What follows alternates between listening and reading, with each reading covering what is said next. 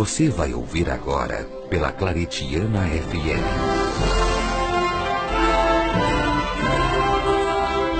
Reflexões da vida, com o diácono Irmão Francisco.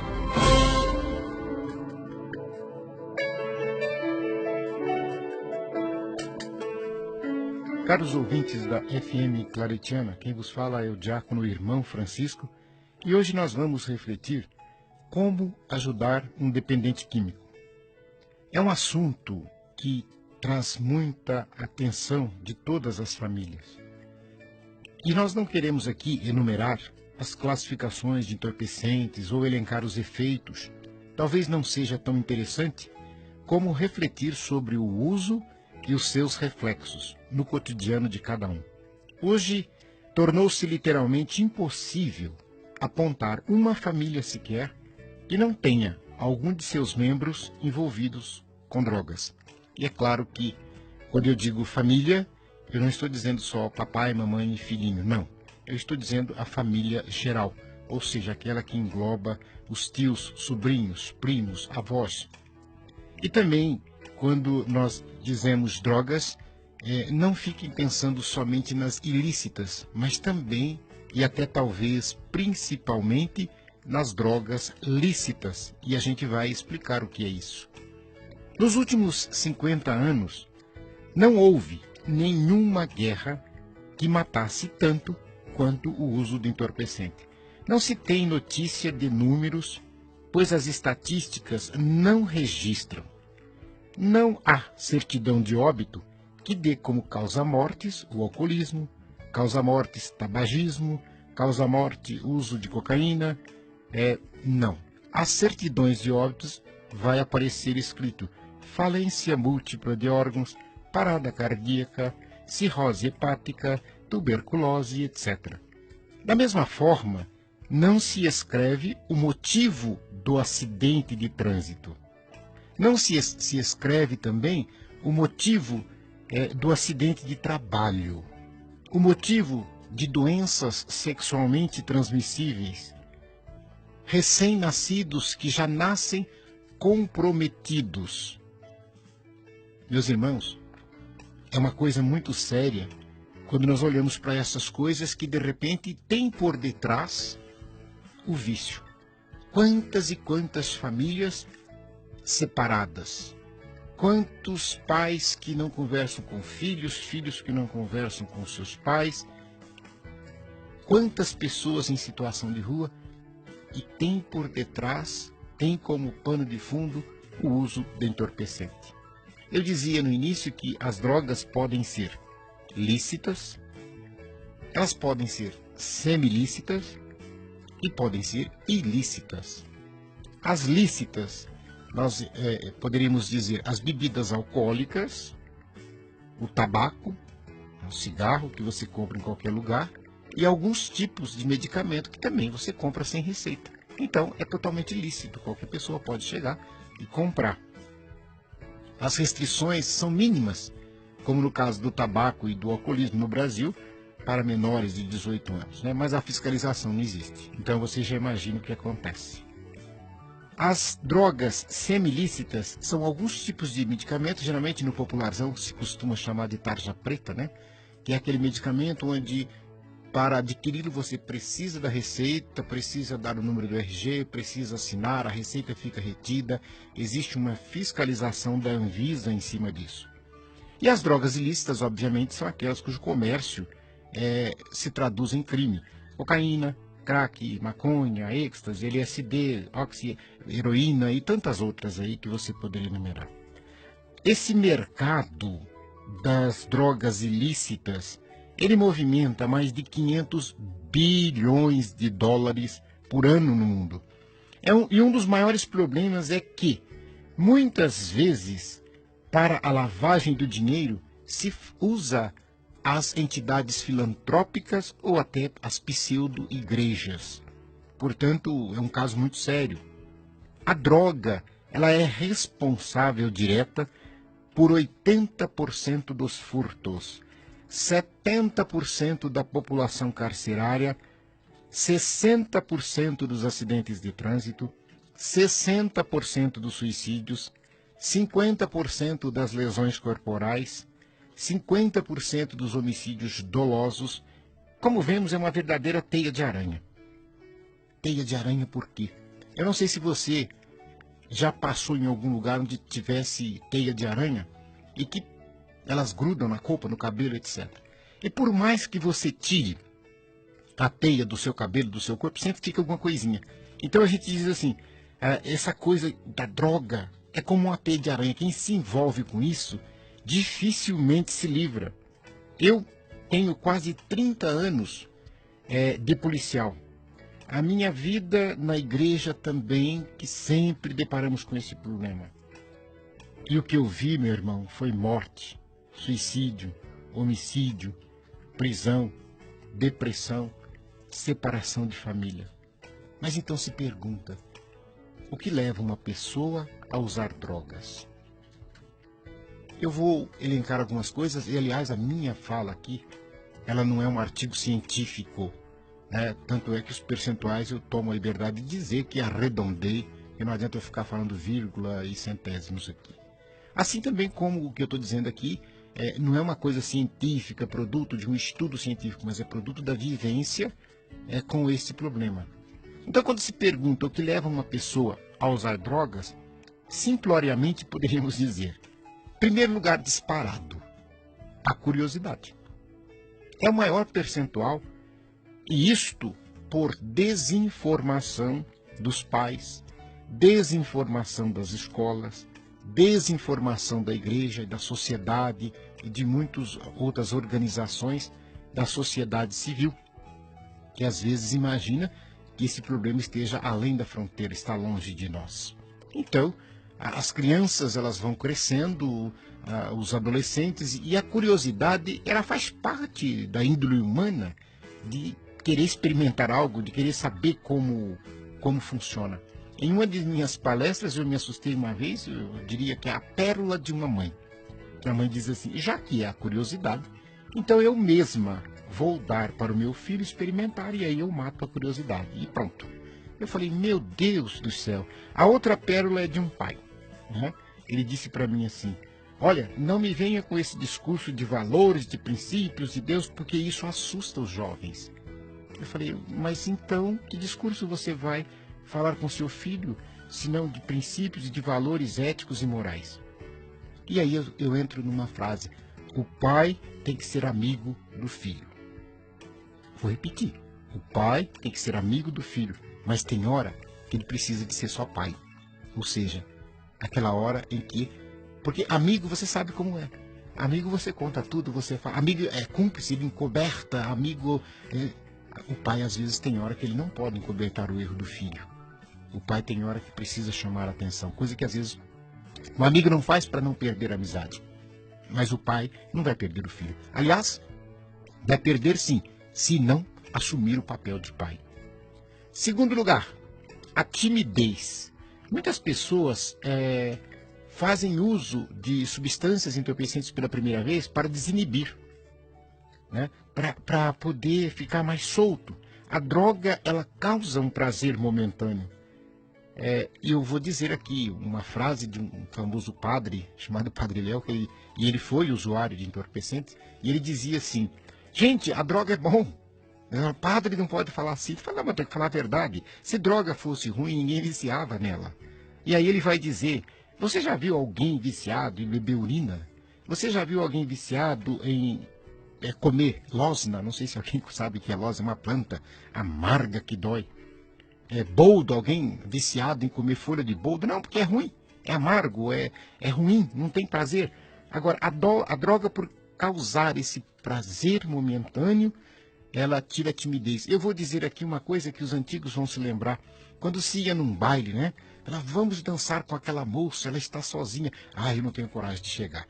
Toma um gole aqui que você cria coragem, ou seja, desinibe, solta, relaxa. E aí a pessoa vai e convidava a moça para dançar.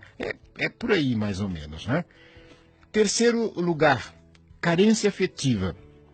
Falta de diálogo na família. A família não senta à mesa mais para conversar. O pai conversa com o filho, o esposo conversa com a esposa, o necessário, o trivial.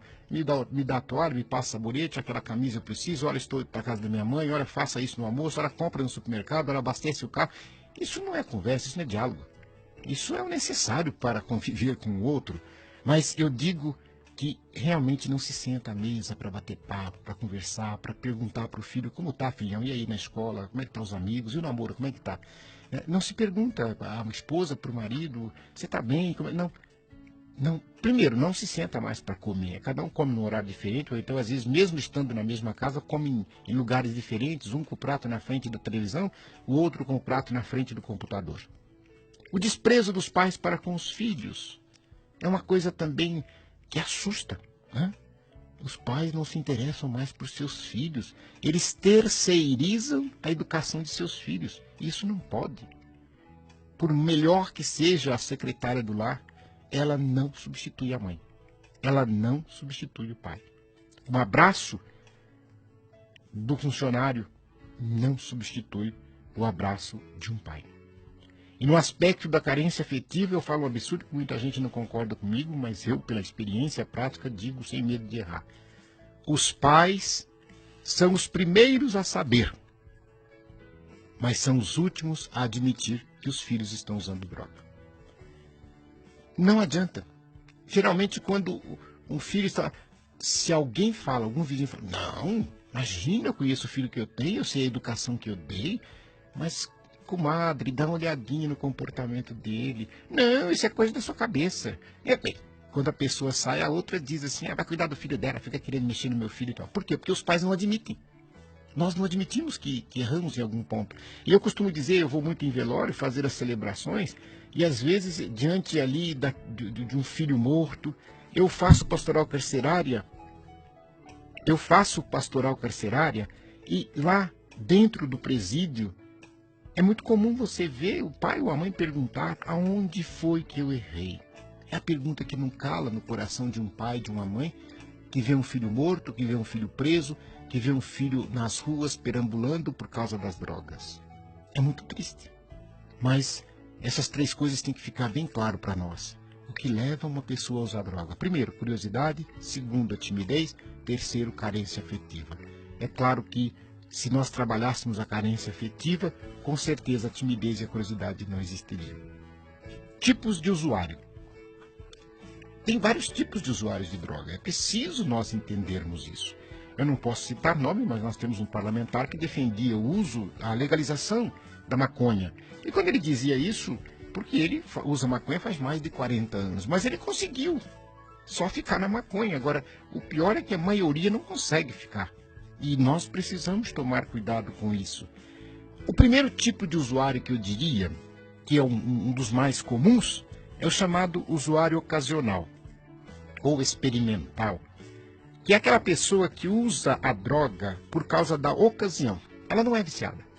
Então, ou seja, aquela pessoa que de repente entorta o copo, né? Bebe até cair lá no carnaval, lá no rancho, na pescaria, lá no churrasco da empresa, mas no dia a dia ela não bebe. Então, ou seja, ocasionalmente ela bebeu na excursão, na despedida de solteiro, na pescaria, na festinha. Este tipo de usuário, ele corre dois riscos, ou seja, o de gostar e viciar, ou então o de não gostar e só beber nessas ocasiões. E eu conheço muitas pessoas que são assim. O segundo tipo é o moderado. O usuário moderado, ele apresenta certa dependência. Então, ele vive a procurar aquelas ocasiões que eu falei. E se ele não encontra uma ocasião de beber ou de usar droga, ele cria a ocasião.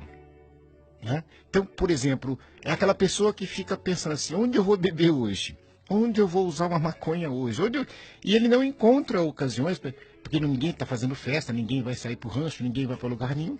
E ele então liga para alguém e fala assim, o que você vai fazer hoje? Eu não vou fazer nada. Você não quer vir aqui em casa amassar uma carne, você traz a bebida que você for beber. Ele criou a ocasião de poder consumir bebida ou de fazer outras coisas no sentido aí. Esse moderado e o ocasional, eles conseguem sair sozinhos desta. Eles conseguem, com seu próprio esforço, abandonar o uso da droga, do álcool, coisa do gênero. Depois, em terceiro lugar, nós temos o usuário habitual.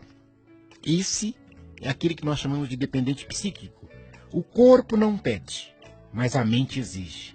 Aqui começam a aparecer os sintomas nítidos da dependência, como a mudança de comportamento, lapso de memória, dívidas, irritabilidade, desprezo à higiene, atrasos, faltas ao serviço, mudança dos vínculos de amigo. E aqui uma coisa interessante, por que uma pessoa muda de vínculo de amigos? Vamos pegar o exemplo, porque se você pegar o alcoolismo, você entende todas as outras drogas. O alcoólatra, se ele começa a sair com os amigos da empresa, da família e tal, de repente ele bebe, ele exagera. Ele começa a dar escândalo, ou falar muito alto, ou falar besteira, ou às vezes até ter algumas reações fisiológicas não agradáveis. E aí, quer dizer, os companheiros que estão com ele, ou a família, os filhos, a esposa, começa a reprimir, etc. Tal.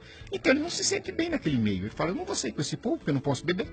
Então ele vai começar a sair com aqueles que não vão reprimi-lo, aqueles que ele pode beber à vontade, pode fazer o que ele quiser. Então ele muda o círculo de amigos, porque ele vai passar a frequentar um círculo onde ele é aceito, e não um círculo onde as pessoas não o aceitam.